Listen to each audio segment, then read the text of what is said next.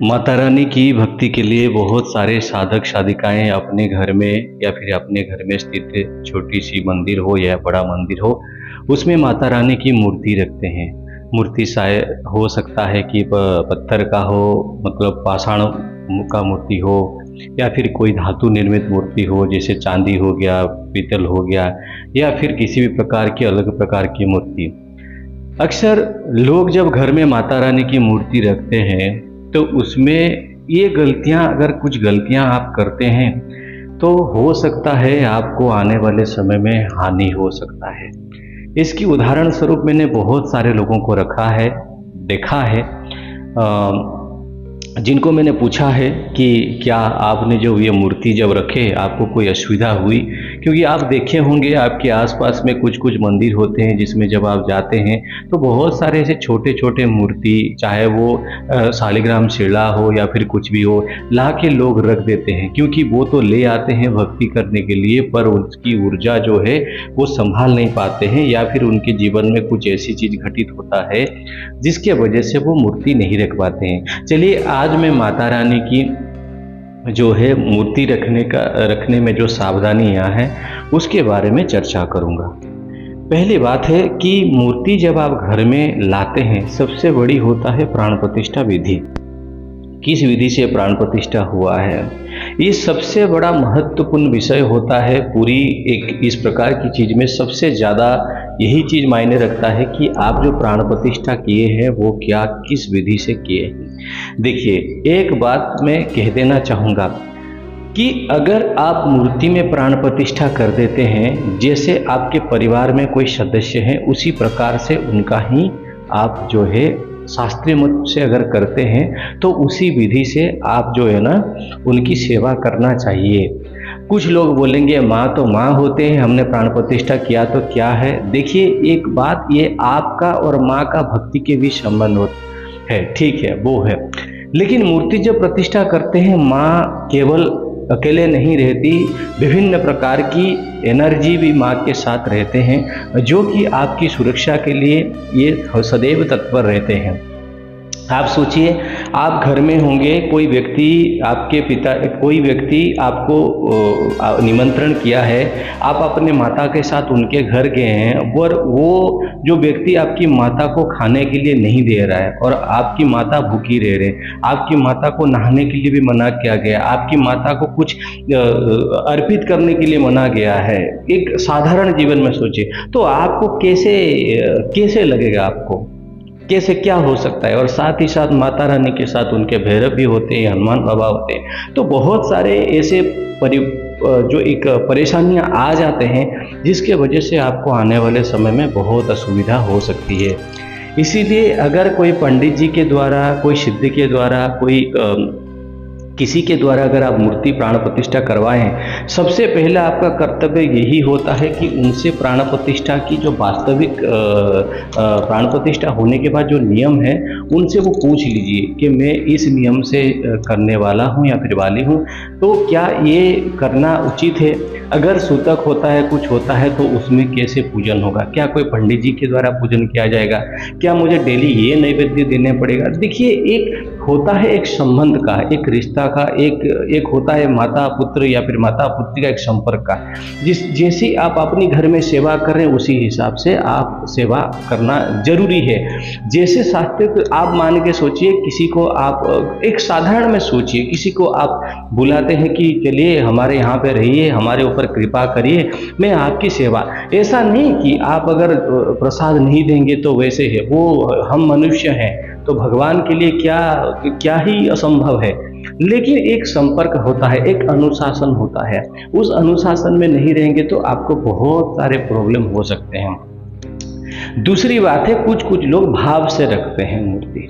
जैसे कोई बाहर से कहीं पे गए हैं मेले में, वहाँ पे कोई मूर्ति मिला, आप लाते हैं, उनको धूप अगरबत्ती करते हैं भाव से। देखिए, जो व्यक्ति अपने भाव से मूर्ति को अगर रखा है तो उसमें इतनी डरने वाली बात नहीं रहती है। हालांकि एक शेड्यूल रहता है, एक अनुशासन रहता है जो हर चीज में लागू होता है। लेकिन जब आप मूर्ति भाव में आप पूजन करते हैं, जो विधि में पूजन करते हैं, उस विधि से आप एक माता पुत्र या फिर माता पुत्र के संपर्क से पूजा कर सकते हैं। लेकिन अगर आपने मूर्ति रख लिया है और आपके घर में अभी कुछ असुविधा हो रही है, तो मैं कुछ संकेत बता देता हूं कि आपके घर में मूर्ति जो मूर्ति है वो प्राण प्रतिष्ठा गलत, प्राण प्रतिष्ठा होने के बाद एक तो आपकी जो विधि है वो गलत हो रहा है, या फिर प्राण प्रतिष्ठा में ही कुछ गड़बड़ी हुआ है, या फिर कुछ विधि छूट गया है, या फिर कुछ गलत हुआ है। देखिए, सर्वप्रथम बात है कि घर में जब आप ऐसे मूर्ति प्रतिष्ठा कर देते हैं, पूजा पाठ करने के प्रयास करते हैं, घर में शांति के लिए मूर्ति या प्रतिष्ठा किए, लेकिन उल्टा घर में अशांति बढ़ जाता है। कोई भी सदस्य के बीच अपना मन जो है वो संतुलित नहीं रहता है, कोई एक बात बोलता है, कोई दूसरा बात बोलता है। दूसरा चीज ये है कि आए दिन पूजा में विघ्न होता है, कभी आपका दीपक बुझ जाता है, कभी आपका पानी लोटा गिर जाता है, कभी फूल कहीं पे गिर जाता है, कभी पैर में फूल लग जाता है, कभी आसन में पानी गिर जाता है, आप जप नहीं कर पाते हो, शांति से बैठ नहीं पाते हो, पूजा करने के टाइम बार बार कोई बुलाता है, पीछे से बुलाता है आपको, पूजा स्थान में बार बार कुछ दिखने लगे, ऐसे ही होता है। ये बड़ा संकेत होता है कि इसमें कुछ ना कुछ गड़बड़ी है। तीसरी बात ऐसा है कि जैसे ही जो प्राण प्रतिष्ठा करने वाला व्यक्ति है या फिर कोई है, उसको तुरंत ही कुछ बीमार होने लगता है, वो बीमारी के चपेट में आ जाता है, उसको बीमारी होने लगती है, वो समझ नहीं पाता है। पंडित ज्योतिषी विभिन्न प्रकार की दिखाता है, लेकिन उसको पता ही नहीं चलता। मैं बहुत गूढ़ बातें बता रहा हूँ।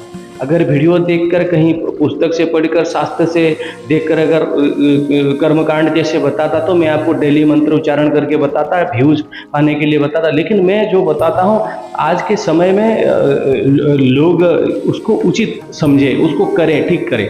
देखिए, मैं हमेशा आपको यही बताता हूँ, अगर मेरे को बहुत ज़्यादा व्यू चाहिए होता है, ये होता है, तो मैं और एक दो चैनल बना के वहाँ पे भी वीडियो छोड़ सकता था।